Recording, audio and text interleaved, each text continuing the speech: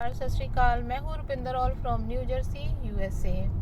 आज मैं आपको बताने जा रही हूँ कि हमारी ज़िंदगी में जो हमारी सोल है उसका क्या पर्पस है, हमारी लाइफ में हमारी सोल का क्या पर्पस है। कहने का मतलब ये है कि हम कुंडली से कैसे देखें कि हमारे अंदर क्या इंट्यूशन हो रही है, कैसी कॉलिंग है, कैसा हमें करना है, हमारी सोल जो है वो क्या कह रही है। ये हमारा जो है पर्पस है जो हमें ढूंढना है। तो ये पर्पस हम कैसे ढूंढेंगे, तो हम अपनी कुंडली में देखेंगे कि जो ग्रह सबसे ज़्यादा डिग्री वाला है वो हमारा होता है आत्मा कारक ग्रह। उससे हम देखते हैं कि हमारी सोल का पर्पस क्या है। अभी आपको अपने बच्चों का करियर चूज करना पड़े या फिर अभी वो छोटे हैं तो आपको ये देखना है कि इनमें क्या गुण होंगे, ये किस तरफ जाएंगे, इनको कौन कौन से टैलेंट जो है वो सिखाने चाहिए। तो इसके लिए आपको उस बच्चे की कुंडली में आत्मकार ग्रह और अमात्यकार ग्रह ज़रूर देखने चाहिए।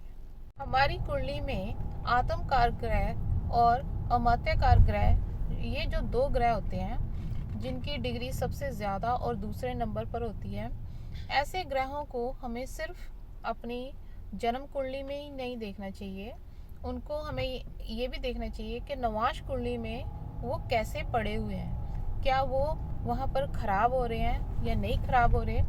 अगर वो ख़राब हो रहे हैं या फिर हमारी कुंडली में भी वो ख़राब हो रहे हैं तो इसका मतलब कि हमें जीवन में बहुत सारी स्ट्रगल आने वाली है। हेलो फ्रेंड्स, नमस्कार, सत श्री अकाल। मैं हूँ रुपिंदर और फ्रॉम न्यू जर्सी यूएसए। आज हम बात करेंगे कि हमारी जन्म कुंडली में हमारी सोल का क्या पर्पस है, कहाँ दिया होता है। ये दिया होता है हमारे आत्मकारक ग्रह में। आत्मकारक ग्रह क्या होता है, जो सबसे ज़्यादा डिग्री वाला ग्रह होता है उसे हम बोलते हैं आत्मकारक ग्रह। इस ग्रह से हम ये देखते हैं कि हमारा इस जन्म में हमारी सोल का क्या पर्पस है।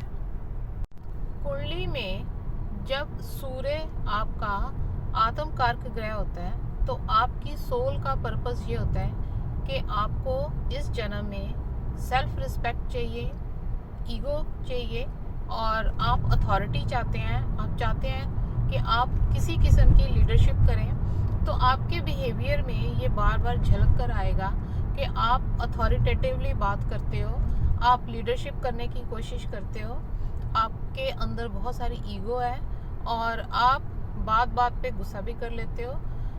ये होता है कि जब हमारे ग्रहों में जो सोल का पर्पस बताया जाता है वो बताया जाता है कि हमारा कौन सा ग्रह सबसे ज़्यादा डिग्री का है, तो उसे हम बोलते हैं आत्मकारक ग्रह। तो जब सूर्य सबसे ज़्यादा डिग्री का हो तो इस तरह के बिहेवियर को पाया जाता है। जब हमारी जन्म कुंडली में जो आत्मकारक ग्रह है वो चंद्रमा हो तो हमारी सोल का पर्पस या फिर हमारा जो अपना पर्पस है वो ये है कि हम चाहते हैं कि हमारा इनर पीस हो, हमें मन की शांति मिले और हर तरफ जो है वो पीसफुल एरिया रहे और घर में शांति रहे, सब लोग खुश रहें और इमोशनली हर कोई एक दूसरे से अटैच्ड रहे। तो इस तरह की आपकी सोच होती है। जिसकी कुंडली में आत्मकारक ग्रह जो है वो मंगल होता है, उसका स्वभाव सेनापति जैसा होता है। वो चाहता है कि एक्शन लिया जाए, कोई भी बात हो वो डिसिप्लिन में हो और हर किसी को एक्टिव और काम करना चाहिए। ये लोग स्पोर्ट्स में भी जाते हैं। जिन लोगों का आत्मकारक ग्रह बुध होता है वो लोग अच्छे स्पीकर होते हैं, वो लोग कम्युनिकेशन बहुत अच्छा करते हैं, सोशल मीडिया पर बहुत अच्छा बोलते हैं, कैलकुलेशंस बहुत अच्छी करते हैं और वो लोग जो है गुड स्पीकर के साथ साथ गुड ह्यूमन बीइंग्स भी होते हैं। जिन लोगों का आत्मकारक ग्रह गुरु होता है वो लोग बहुत सारी स्पिरिचुअल बातें करते हैं, वो किसी धर्म में बहुत सारा ट्रस्ट रखते हैं, फेथ रखते हैं और वो टू मच जो है विजडम की बातें करते हैं। जिन लोगों का आत्मकारक ग्रह शुक्र होता है वो लोग फैशन के शौकीन होते हैं, वो लोग जो है कलर्स को बहुत लाइक करते हैं, लग्जरी को बहुत लाइक करते हैं और वो चाहते हैं कि उनकी ज़िंदगी में हर चीज़ जो है वो खूबसूरत हो। जिन लोगों का आत्म कारक ग्रह सैटर्न होता है, शनि होता है, वो लोग हार्ड वर्किंग होते हैं, डिसिप्लिन में रहते हैं और बहुत ज़्यादा तैयार श्यार नहीं होते, बस अपनी ज़िंदगी में काम को प्रेफरेंस देते हैं और अपने अराउंड भी बहुत ज़्यादा क्लीनलीनेस नहीं रखते हैं। कुछ लोग राहु को भी आत्म कारक ग्रह लेते हैं, तो जिनका आत्म कारक ग्रह राहु होता है वो लोग बहुत एम्बिशियस होते हैं, फॉरेन लैंड पे बहुत तरक्की करते हैं और उनकी तरक्की भी जो है वो अनकन्वेंशनल होती है। आत्म कारक ग्रह के बारे में एक और बात है कि इसे सिर्फ ग्रह से नहीं देखा जाता, इसे ये भी देखा जाता है कि ये ग्रह जो आत्म कारक ग्रह जो सबसे ज़्यादा डिग्री रखता है, ये कौन से घर में है, नवाश कुंडली में ये कैसा ग्रह है और इसके साथ कौन कौन से ग्रह बैठे हैं और ये उच्च का है या नीच का है। कुंडली में आत्म कारक ग्रह के अलावा 10th हाउस के ग्रह भी देखने चाहिए और प्रेजेंट दशा भी देखनी चाहिए, लगन भी देखना चाहिए, लेकिन फिर भी आत्म कारक ग्रह को भूलना नहीं चाहिए। आत्म कारक ग्रह जो है वो हमारी अंदर की कॉलिंग होती है, जो हमें पहले नहीं पता चलता, लेकिन बहुत सारे झटकों के बाद, अनसक्सेसफुल रहने के बाद हमें पता चलता है कि असल में हमें करना क्या था।